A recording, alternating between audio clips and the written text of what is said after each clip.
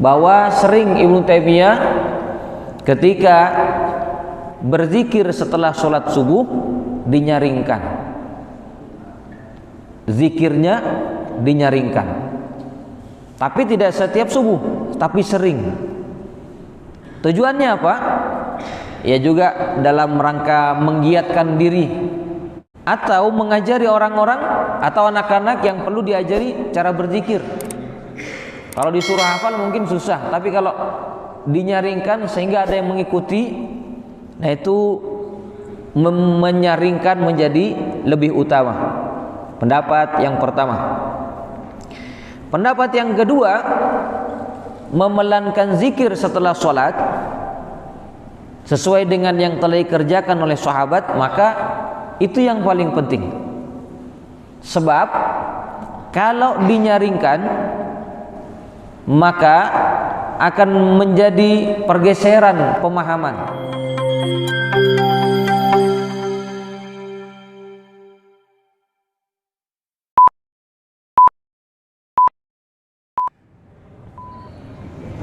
Assalamualaikum warahmatullahi wabarakatuh.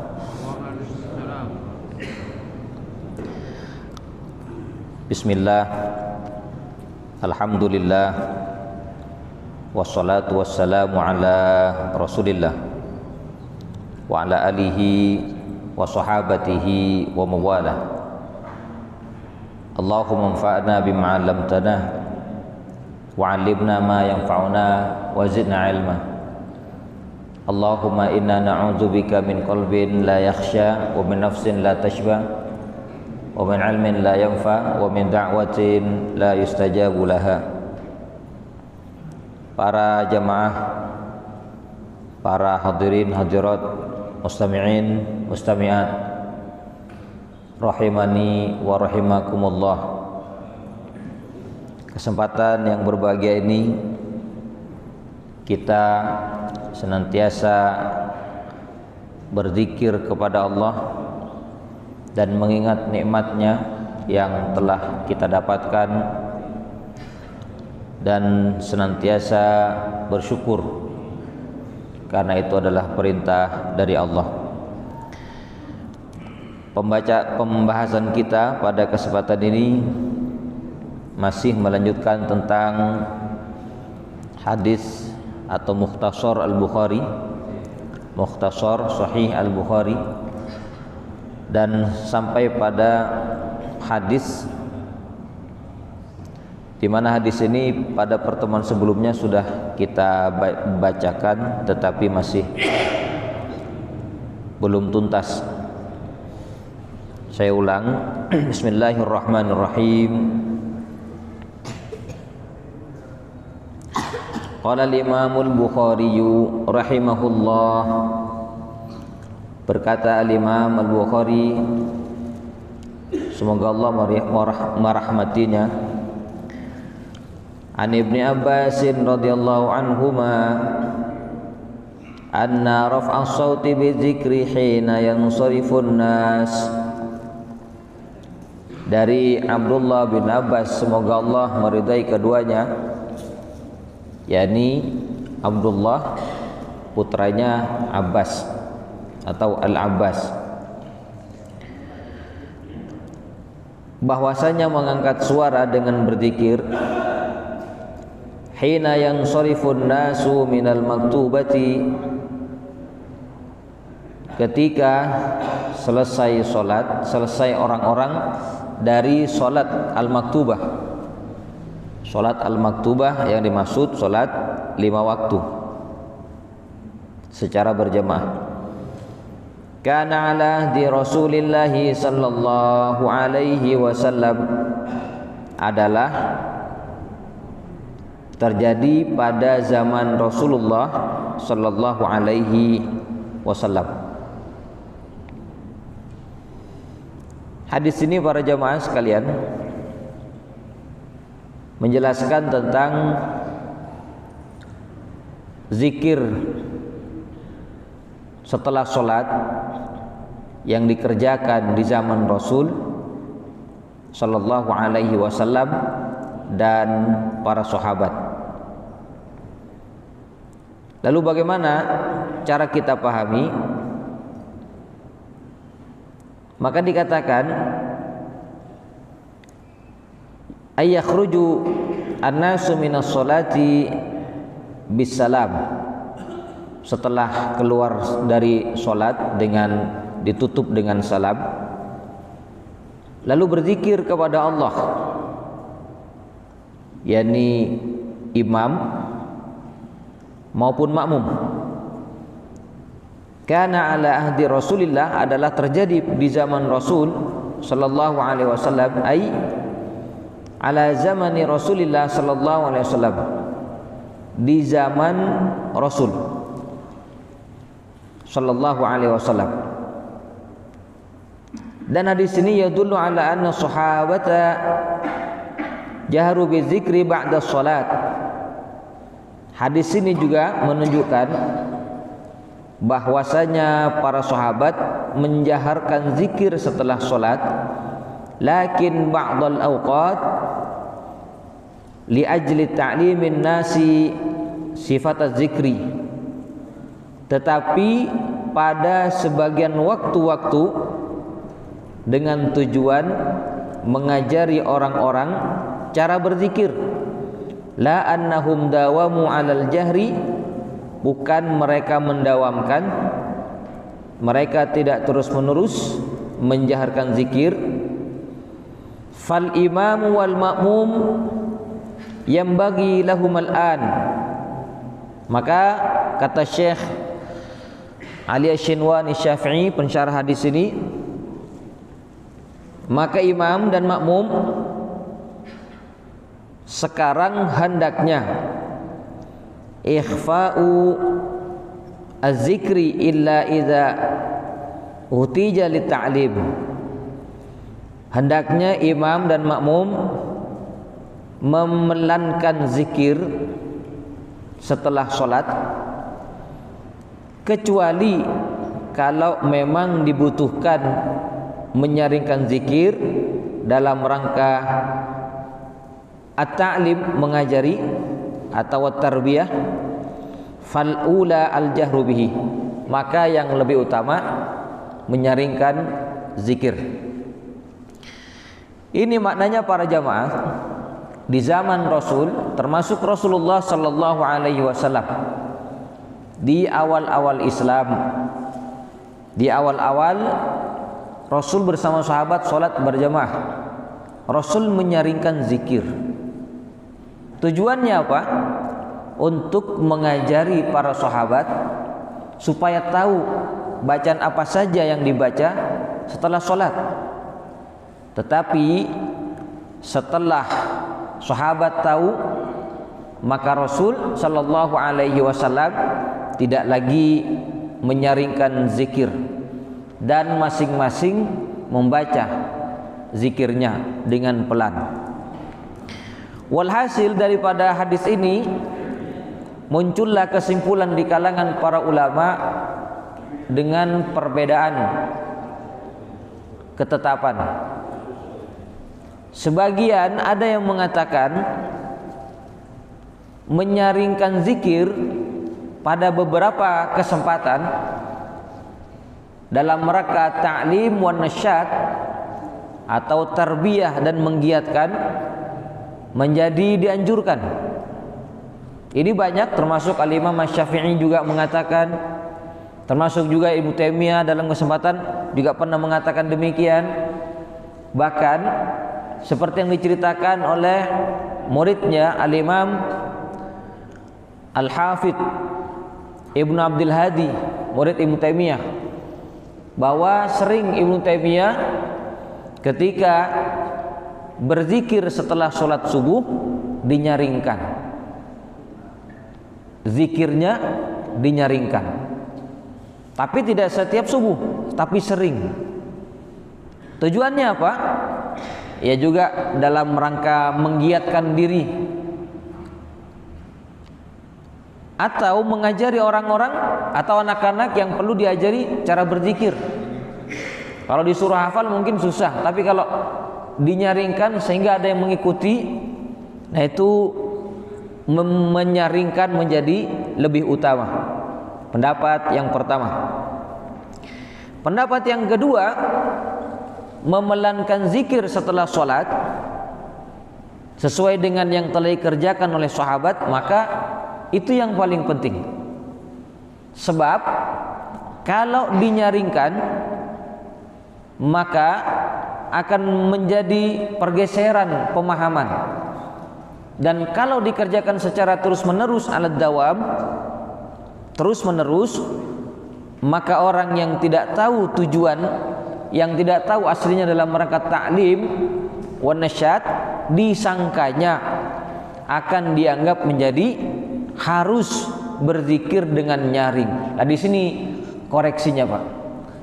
Makanya Al-Imam Asy-Syatibi dalam kitab Al-I'tisamnya, beliau termasuk memasukkan az-zikru ba'da shalat hayatul ijtima' bi sautin wahid, berzikir setelah salat dengan cara bersama-sama dengan satu suara. Asy-Syatibi beliau memasukkan ini perbuatan muhdas atau perkara yang bid'ah. Dan memang kalau kita kaji, anggapan harus dinyaringkan itu dari mana? Kalaulah ada yang mengatakan lin nasyad wa tarbiyah, supaya orang giat berzikir daripada melakukan hal yang tidak penting ketika habis sholat, main HP misalkan, itu kan sifatnya anjuran. Tapi kalau dianggap wajib, ini yang tidak ada dasarnya. Kan ada orang yang anggap muntak atikir ranying tak zikir. Kata siapa? Jangan dikira orang yang zikir, yang diam, kelihatan tidak nyaring zikirnya, dia tidak zikir. Justru dia sebenarnya berzikir. Dan begitulah yang dikerjakan para ulama terdahulu setelah tahu cara-cara berzikir. Tapi kalau tujuannya litarbiyah wa ta'lim, mengajari cara berzikir, atau mungkin ada yang mengambil satu pemahaman supaya orang giat berzikir saja tanpa ada pemahaman harus dengan nyaring, ya mungkin lebih ringan. Tapi yang perlu dikoreksi, dari mana kata harus itu? Tidak harus dengan nyaring. Kalau misalkan di dunia pendidikan, anak-anak diajari sholat berjamaah di sekolah misalkan, habis sholat salam maka membaca nyaring dan diikuti oleh siswa-siswa, dikerjakan dalam beberapa kali sampai tahu, dan mereka menjadi tahu akhirnya. Nah, itu bagus, tidak ada yang salah, sesuai dengan penjelasan dan isyarat dari hadis Rasul Sallallahu Alaihi Wasallam. Nah, di sini yang pasti tentang menyaringkan zikir ba'da sholat terjadi perbedaan pendapat antara dianjurkan dengan tidak perlu dinyaringkan. Tapi kalau sudah dianggap harus dinyaringkan, setiap sholat berjamaah dipimpin oleh imam dengan anggapan suatu keharusan, disinilah yang sebenarnya tidak mendasar. Dan ini bukan masalah pertimbangan-pertimbangan, Pak ya. Kan ada orang yang etempeng amin HP, maria salat aku HP, anggo nanti kira. Bukan masalah itu. Daripada tidak bermain-main, habis sholat, habis salam bermain-main, lebih baik kan zikir nyaring. Bukan itu persoalannya, tetapi kepada dalil, kepada rujukan. Kalaulah memang mau mengambil yang dinyaringkan zikir, tapi tidak harus dianggap tidak dengan anggapan suatu kewajiban. Toh itu pun supaya orang giat saja. Tapi kalau sudah dianggap harus, nah ini bid'ahnya.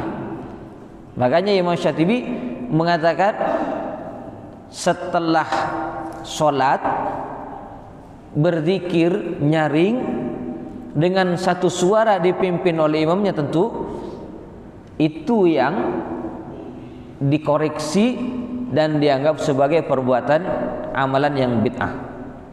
Tapi kita tidak perlu mempersoalkan ini. Yang penting berzikir, mau zikir nyaring, urusan siapa yang mau mengamalkan itu, mau pelan, yang penting zikir. Kalau di zaman dahulu dalam riwayat juga Umar bin Al-Khattab kalau habis sholat, beliau ini zikirnya tidak panjang-panjang, hanya baca beberapa, habis itu suruh bubar, suruh bubar. Karena yang penting itu sholatnya, habis itu zikir. Ya, cuman kadang ya, kalau zaman dahulu sholatnya kan lebih panjang, zikirnya lebih pendek. Kecuali sholat subuh. Kalau sholat subuh, biasanya orang-orang terdahulu habis sholat zikir, lalu duduk sambil berzikir sampai terbit matahari. Kalau sholat subuh itu, ini sebuah anjuran, bukan suatu keharusan. Nanti setelah terbit matahari, yang disebut dengan syuruk, baru ada yang sholat. Meskipun hadis tentang sholat syuruk, para ulama berbeda pendapat. Bahkan ada yang mengatakan hadisnya mungkar, ada yang mengatakan hadisnya hasan.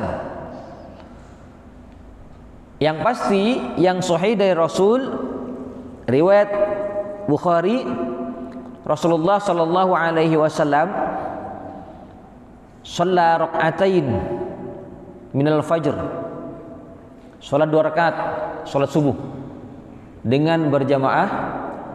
Summa yaqudu, kemudian duduk Rasul setelah sholat, duduk berzikir hatta tatlu asyams, sampai terbit matahari. Yang sahih, Rasul tidak disebut sholat sunnah syuruk. Meskipun ada hadis yang mengatakan barang siapa sholat subuh berjamaah lalu duduk, habis itu terbit matahari, sholat 2 rakaat, maka pahalanya seperti haji dan umroh, tamah, sempurna. Itu para ulama berbeda pendapat. Syekh Abdul Aziz At-Tarifi mengatakan hadisnya mungkar. Maknanya ini, kalaupun mau diambil, karena ada yang mengatakan hadisnya hasan, kalaupun mau diambil, maka itu dijadikan sebagai bagian daripada sholat duha atau pembuka duha, sholat duha ringan. Cuman kita kan menganggapnya sholat syuruk, Pak, ya. Jadi kata Syekh bin Baz, kalaupun mau diamalkan, itu disebut dengan pembuka sholat duha. Nah, bagaimana, sampai setinggi apa sholat syuruk atau sholat duha ini? Dijelaskan dalam hadis yang lain. Ini kan habis sholat subuh, ya, kan berzikir nunggu sampai terbit matahari. Ini juga yang perlu kita jelaskan. Dalam penjelasan hadis, yang dibolehkan sholat, yakni hatta tatlu asyams, sampai terbit matahari, qadra rumhin, dengan setinggi tombak. Jadi kira-kira setinggi tombak, kita pancangkan tombak, jadi matahari kelihatan sudah terang. Ya kira-kira jam 6 lewat lah. Kalau masih gelap, berarti termasuk waktu yang dilarang sholat. Kalau masih gelap, mananya apa? Harus betul-betul kita periksa dan matahari betul-betul sudah terbit. Tapi kan ada orang yang mengatakan matahari sudah terbit, cuman terhalangi oleh bangunan sehingga nampak masih gelap. Sebenarnya walaupun banyak bangunan, tapi kalau sudah matahari setinggi tombak, itu sudah siang. Maksudnya paginya sudah kelihatan matahari, itu boleh untuk sholat sunnah syuruk. Sebelum itu baru terbit matahari, baru terbit, belum setinggi tombak, itu termasuk yang dilarang sholat setelah sholat subuh. Ini penting, Pak, ya, karena saya lihat tidak sedikit di beberapa masjid ternyata ada yang semangat dengan sholat syuruk tetapi secara pelaksanaan belum masuk apa yang disebut oleh Nabi setinggi tombak. Ya, semangat bagus, tapi kita juga harus pakai ilmu fikih. Kalaupun mau mengamalkan, kata Syekh bin Baz, itu disebut dengan pembuka duha yang dikerjakan di masjid. Lalu kembali kepada persoalan jemaah sekalian yang sama-sama berbahagia. Kalau pada zaman dahulu selain sholat subuh zikirnya panjang, ditunggu sampai terbit matahari, yang dibaca zikir maksur atau maksurat, yaitu zikir pagi dan sore yang diajarkan oleh Rasul Sallallahu Alaihi Wasallam. Tapi kalau selain itu biasanya sholat yang dikerjakan sholatnya lebih panjang, zikirnya lebih cepat. Itu biasanya. Makanya Umar bin Khattab kalau beliau ngimami, selesai sholat zikirnya tidak lama, disuruh bubar, kembali beraktivitas. Ini pentingnya kita berzikir setelah sholat. Para jemaah sekalian, termasuk mungkin ada yang bertanya, kenapa setelah kita sholat salam lalu yang dibaca astagfirullah? Maka dijelaskan oleh Imam Ibnu Qayyim dalam kitab Asrarus Sholat, barangkali di dalam sholat kita banyak kekurangannya, mungkin bacaannya, termasuk khusyuknya, mungkin ada hal-hal yang tidak membuat sempurna sholat kita. Maka selesai salam, pembuka zikir ba'da sholat yaitu dengan istighfar, astagfirullah, astagfirullah, astagfirullah, dengan harapan kekurangannya itu diampuni oleh Allah Subhanahu wa ta'ala. Ini hadis yang pertama. Hadis selanjutnya, An Abdullah bin Umar yaqul sami'tu Rasulullah sallallahu alaihi wasallam yaqul, dari Abdullah bin Umar berkata, aku telah mendengar Rasulullah sallallahu alaihi wasallam bersabda, kullukum ra'in wa kullukum mas'ulun an ra'iyatihi, setiap kalian adalah pemimpin dan setiap kalian akan ditanyakan tentang kepemimpinannya. Ra'iyah atau rakyatnya. Wal imamu ra'in wa mas'ulun an ra'iyatihi, imam adalah pemimpin dan akan ditanyakan tentang ra'iyah. Kalau di Indonesia kan rakyat. Jadi rakyat itu berasal dari bahasa Arab, ra'iyah. Warrajulu ra'in fi ahlihi wa huwa mas'ulun an ra'iyatihi, seorang laki-laki pemimpin dalam keluarganya dan dia akan ditanyakan tentang kepemimpinannya. Wal mar'atu ra'iyatun fi baiti zawjiha, dan perempuan juga pemimpin di rumah suaminya. Wa mas'ulatun an ra'iyatiha, dan akan ditanyakan tentang kepemimpinannya. Wal khadimu ra'in fi sayyidihi wal khadimu ra'in fi mali sayyidihi, dan khadim atau pembantu adalah pemimpin pada harta tuannya. Wa mas'ulun an ra'iyatihi, dan akan ditanyakan tentang kepemimpinannya. Qala, berkata, yaitu Ibnu Umar berkata, wa hasibtu an qad qala, aku kira Rasul bersabda, war rajulu ra'in fi mali abihi, dan seorang laki-laki juga pemimpin pada harta bapaknya. Hati di sini para jamaah, Hadis ini menjelaskan tentang suatu amanah wilayah kepemimpinan, di mana amanah ini setiap kita pasti salah satunya akan memegang, dan kepemimpinan itu suatu saat pada hari kiamat akan ditanyakan, akan dipertanggungjawabkan, akan dihisab oleh Allah Subhanahu wa taala.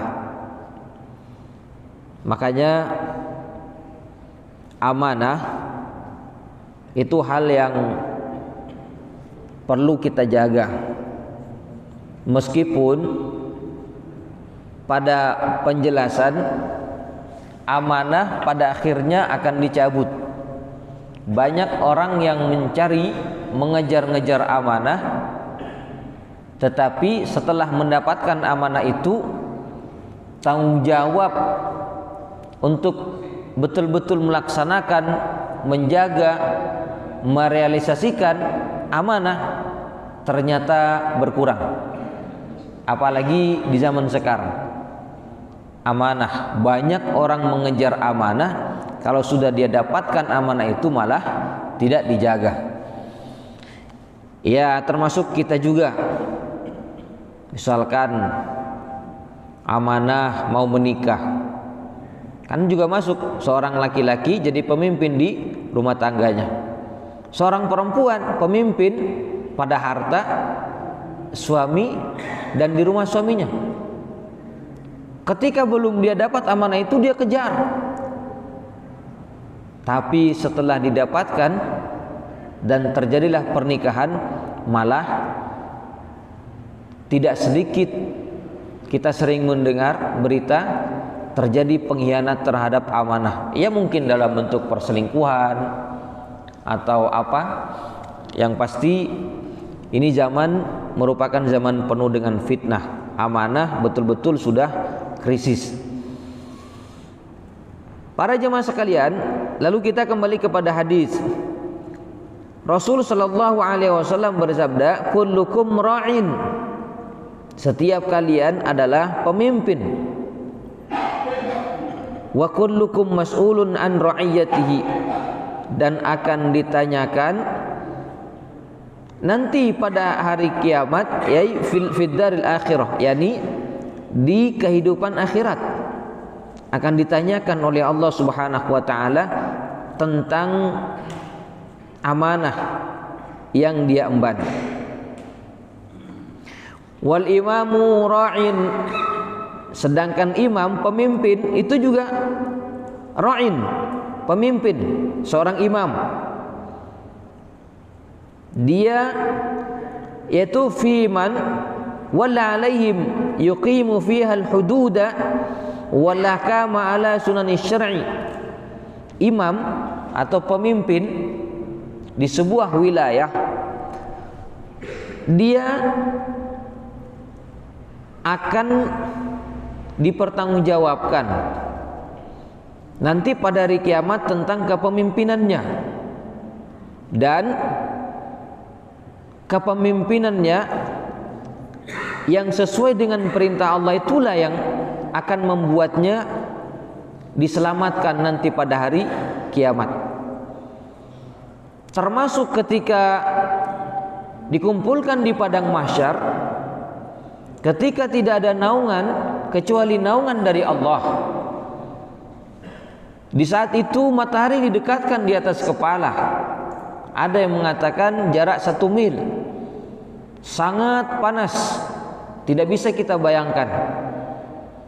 Di antara 7 golongan yang bakal dinaungi oleh Allah dengan naungannya, yaitu al-imam al-adil, pemimpin yang adil. Siapa pemimpin yang adil? Kita lihat, imam fi man walla alaihim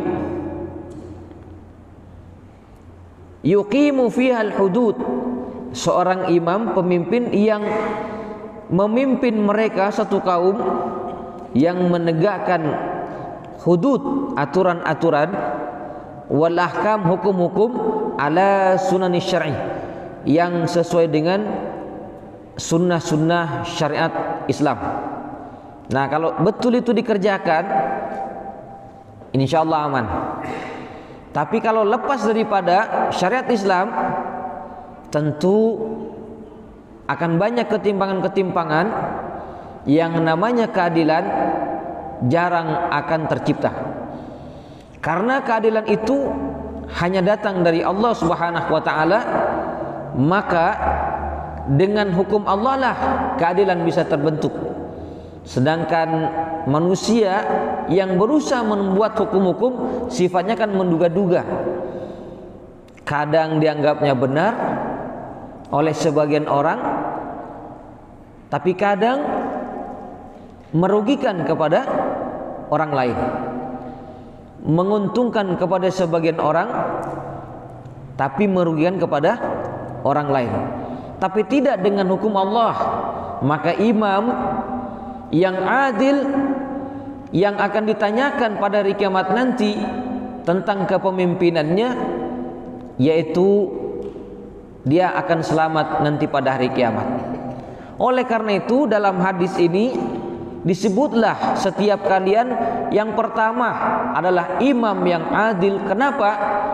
Karena imam seorang pemimpin yang akan menentukan baik dan buruknya suatu negara. Kalau pemimpinnya baik, pemimpinnya soleh, dan aturan yang ditegakkan sesuai dengan perintah Allah, maka ke bawah akan baik. Bukan berarti tidak ada kemaksiatan, bukan berarti tidak ada kemungkaran. Ada, cuman bisa diminimalisir. Di zaman Rasul bukan tidak ada pencurian, ada. Tapi orang yang mencuri sangat sedikit. Yang berzina ada di zaman Rasul, tapi yang berzina sedikit. Tapi kalau tidak hukum Allah ditegakkan, betapa banyak pencurian, betapa banyak korupsi, betapa banyak perselingkuhan, perzinahan, prostitusi, dan berbagai macam kemungkaran-kemungkaran yang terjadi karena tidak melaksanakan perintah Allah. Para jemaah sekalian yang sama-sama berbahagia, dalam hadis yang lain Rasul bersabda, "Ya ayuhan nas, ittaqullah, ittaqu rabbakum." Hai manusia, takutlah kalian kepada Allah. Wa in ta'ammara 'alaikum 'abdun habasyi. Meskipun yang memimpin kalian seorang budak hitam. Meskipun yang memimpin seorang budak hitam. Ma yaqudu kitab Allah, ma yaqudukum kitab Allah. Selama budak yang memimpin ini memimpin kalian dengan kitab Allah, wajib kita taati. Karena pasti mendatangkan keadilan, dan keadilan itu hanya ada dalam kitab Allah Subhanahu wa taala. Mudah-mudahan kita ke depan diberikan pemimpin yang betul-betul amanah, yang adil, menegakkan keadilan sesuai dengan perintah Allah dan Rasulnya.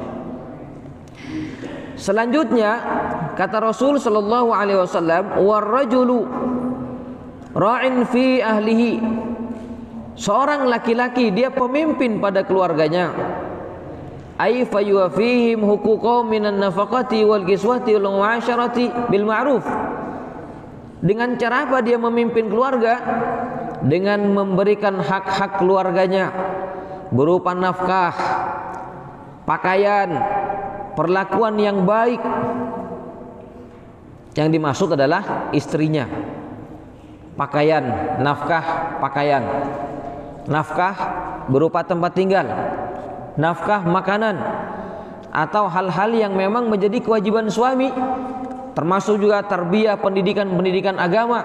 Kalau memang suami tidak bisa mengajari agama, ajak ke pengajian. Jangan hanya suami rajin ikut majelis, tetapi istrinya tak ngaji, Pak. Padahal saya yakin semua kita, para bapak ini, ingin masuk surga bersama dengan keluarga.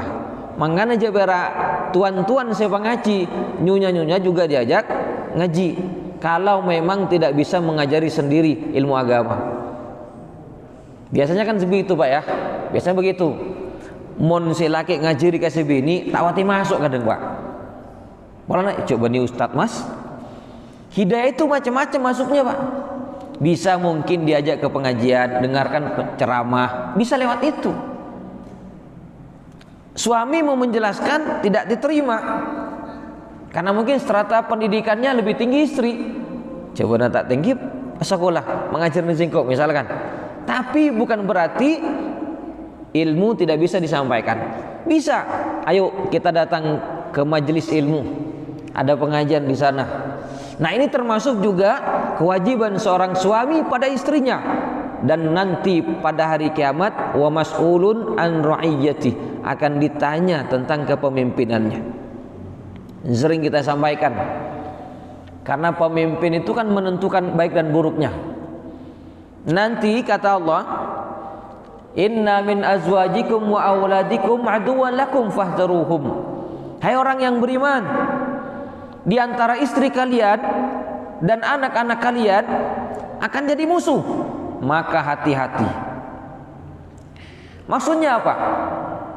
Kalau tidak diajarkan agama, kadang jangankan di akhirat, di dunia akan memusuhi kita. Karena mungkin sudah cara pandangnya berbeda. Misalkan suami rajin ke masjid, sholat berjamaah, bacaannya panjang imam. Istri tak ngerti bahwa laki-laki ada kewajiban sholat berjamaah di masjid, nunggu di rumah. Lama tidak segera datang, gigir-gigir, maaf Pak. Akhirnya banyaklah suami takut istri ke masjid tidak berani, harus izin istri dulu. Ini musuh. Dan yang pasti nanti pada hari kiamat, kalau suami tidak bisa memimpin istrinya dengan benar, dengan baik, dengan sesuai aturan Allah, akan menuntut istri itu kepada Allah agar suaminya disiksa dengan siksaan yang berlipat. Wa qalu rabbana inna ata'na sadatana wa kubara'ana fadalluna sabil.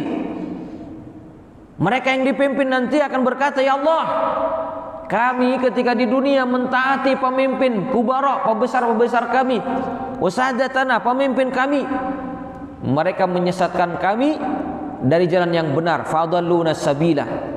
Kami pun akhirnya tersesat. Rabbana atihim di'faini minal adab. Ya Allah, kalau begitu berikan azab kepada mereka yang berlipat, wal anhum la'nan kabirah. Laknatlah mereka dengan laknat yang besar, yang dahsyat. Ini akan terjadi nanti pada hari kiamat kalau bapak-bapak, tuan-tuan sebagai pemimpin di rumah tangga tidak memimpin dengan baik terhadap istri dan anak-anaknya. Anaknya juga begitu, cek bila tua sholat qiyah, tak isoro Pak. Itu pemimpin yang tidak baik. Para jemaah sekalian yang sama-sama berbahagia, kita lanjut. Sudah Isya? Masuk ya? Tak ngiding suara. Saya kira demikian yang bisa saya sampaikan. Mudah-mudahan bermanfaat dan saya mohon maaf atas segala kurangan. Wassalamualaikum warahmatullahi wabarakatuh.